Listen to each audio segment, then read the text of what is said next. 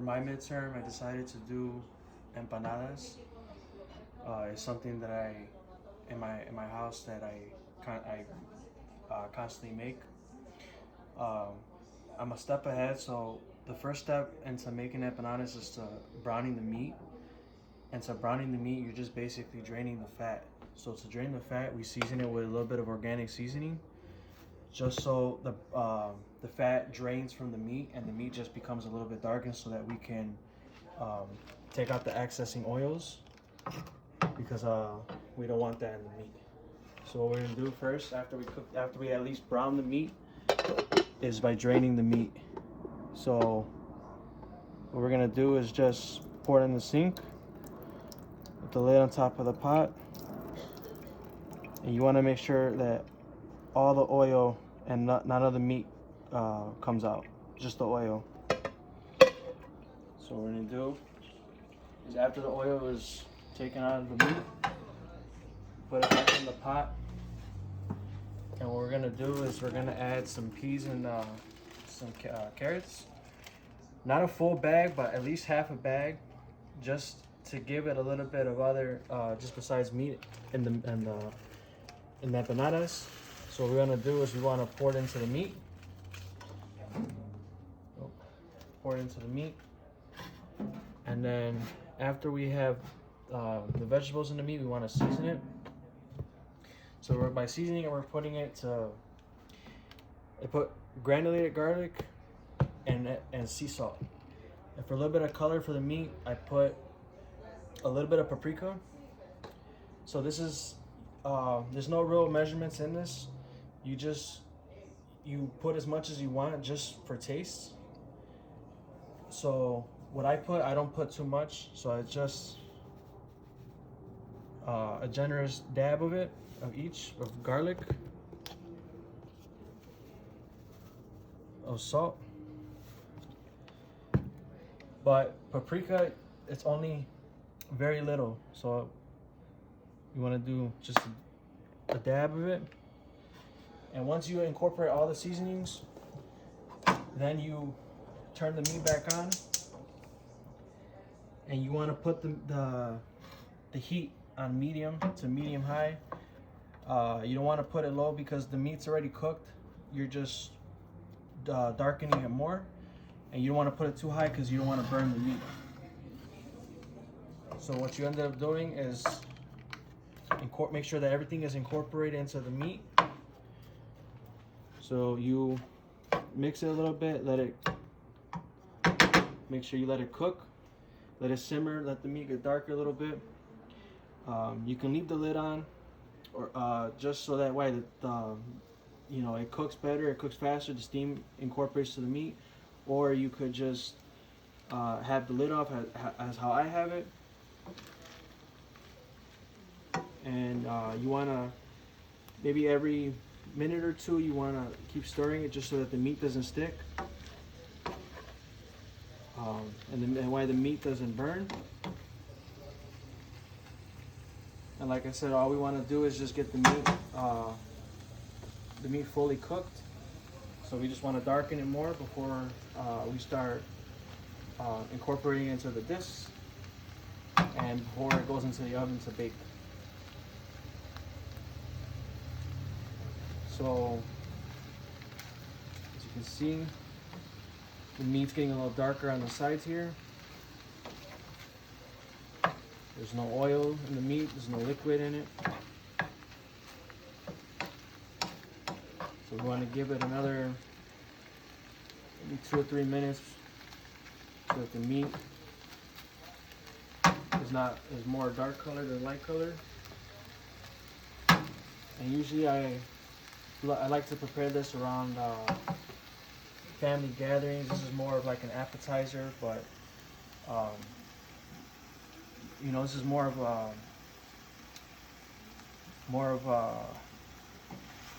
what we do. I make this only for gatherings. So you get the meat turned around. Make sure that the vegetables are. Now you could take vegetables from a pack, or you can cut up your own vegetables. I decided to do the frozen pack.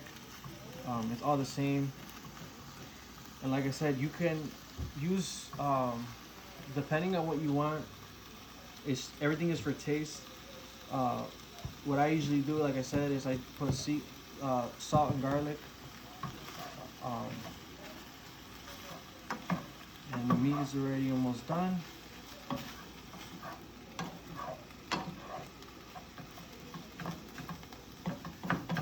What I do is just keep turning it so that the meat doesn't stick.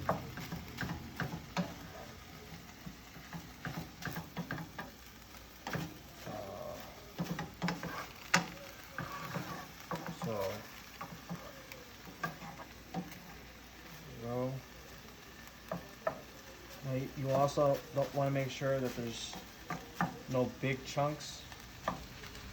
So if you see any big chunks before incorporating into the disc, you want to break the meat up. Because when you put them in the disc, you want to make sure that there's a generous amount of meat. You want to make sure that so that you're not putting too much meat in one and then another empanada doesn't have has less. You want to just start pick up the meat. Maybe give it one more turn. So I'm gonna do that. Break that up a little more. And then, at least for right now, you want to let it just simmer, get a little bit more dark here. And after a while the meat is cooked,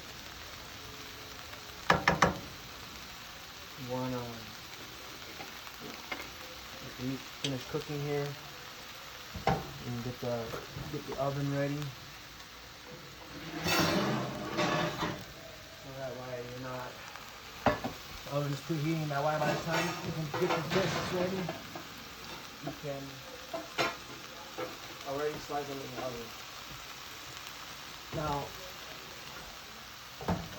the temperature you want to have empanadas on, you can bake them or you can fry them. I usually fry them, but for today at least, I'm gonna bake them. So you don't want to have the oven too high. So what you want to do is you want to get it. You want to get it not 350. You want to get it at least below, maybe 325. Just so that the bananas get high, because you want the color of the disc to be golden brown. You don't want the outside of the empanadas to be black or discolored. So now after we let the meat simmer for a little bit, you want to mix it up. It's already looking good. The meat's getting a little bit more darker.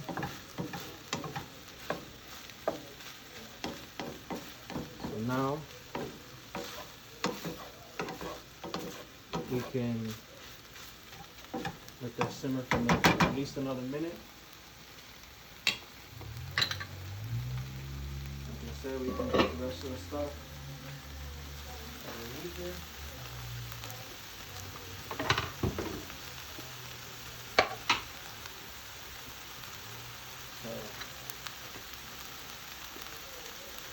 Give it another turn here.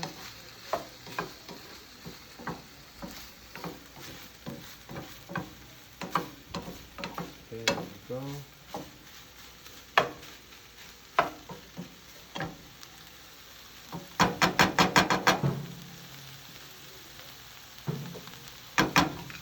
Lower it down a little bit. It's already almost done. Now, while the meat is finishing, you can make your own dough for this. But what I usually do is I use the discs. So these are Goya, and these are the discs that I use for the empanadas. I feel like it saves more time when you do this. It takes more time when you have to prepare. So what I do is before you get started here, You want to cut it open, or cut it open, or you can peel it, but you want to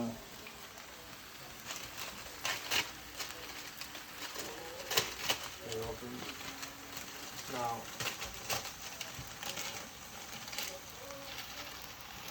before we put these down, you gotta have to make sure that the board is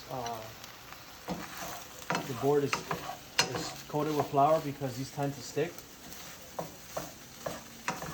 So now that the meat is dark, you don't want to get it too dark, just dark enough where like the meat is that color, so just brownish.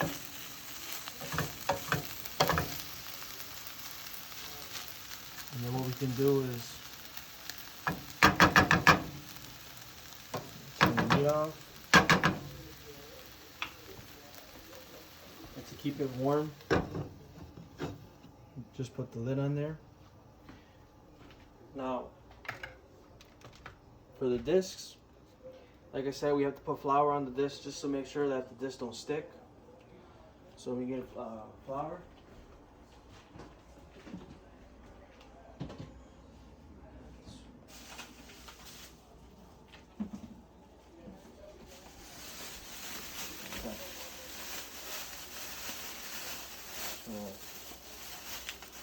Now it doesn't have to be a specific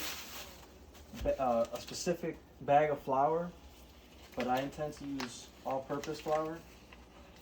So what you want to do is just, you don't want to fill the board with flour, just enough where you take the disc. So it's got these little leverages here, so you can peel it off instantly. And then what you do is lay one disc at a time. So be careful, don't rip the disc, because if you rip the disc, that when you are tightening them together and you're closing them, if you're frying them or you're baking them, they can easily break apart and all the meat would just come out and it'll be a disaster. So you do 2 at a time, but before you make sure you don't pile them up on the board. So then once we get them out, you want to take the meat. You don't want to overfill the empanadas because they'll break, because what they do is that they tend to air up and puff up. So what you want to do is make sure that there's a generous amount of meat. So just like that. And what you want to do is you want to fold it, and you want to close these 2 sides here. So the step that I learned that I do, you can pinch it with a fork, and you can pinch it with a fork and go outwards, or you can take your thumb and your finger and pinch, pinch, pinch, pinch, pinch. Like I said, you can use it with a fork. First, I'll show you how to pinch it here. Pinch, pinch, and then just make sure that there's no open holes, because again the meat would fall out, and you don't want to do that because the meat will still cook. So you can see how closed it is. There's not too much meat, so you can keep it that way, or you could do it with a fork. So you do that, and then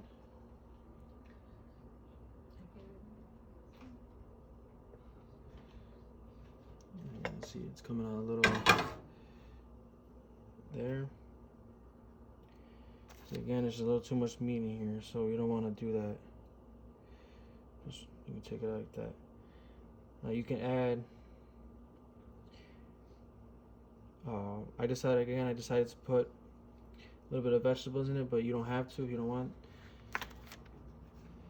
And then what you do is you turn it. And if you're gonna do it with a fork, what you want to do is take the back of the fork and press. But you want to do that. Slide. Push and slide. Push and slide. Push and slide. And you want to be careful. I do it with my fingers because you want to be careful if you do it with a fork, because a fork, because you have to press down, and pressing down you could easily break the disc. So you want to make sure that when you're doing it you don't puncture holes. So what you do is you press and you slide, press, and you push backwards towards you. So you push again, in, backwards, push in, and you do backwards, and then push in, and then backwards. And then that's how it should look. Again, make sure that, be careful how you're doing it, because you don't want to puncture holes inside the disc. Or if you're doing it with your fingers, that's how it should look now. Now the oven is ready to go. So now once they're all either done with a fork, or if you're pressing with your fingers, you put them in the oven at 325 degrees and ready to bake.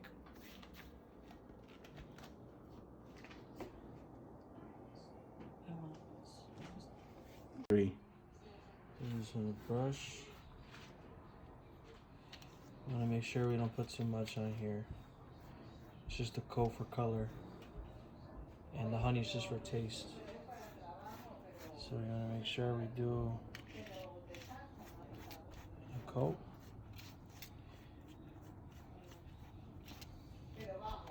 Maybe like a little dab, a little touch more. Okay. Now you put them in the oven. You don't leave these in the oven too long, so maybe about 5 to 6 minutes, just to the point where you want to get them to the point where they're golden brown, not to the point where they're over that color, because then the entire outside of the dish will just burn. So once they're golden brown, they're ready to, you can take them out and they're ready to eat.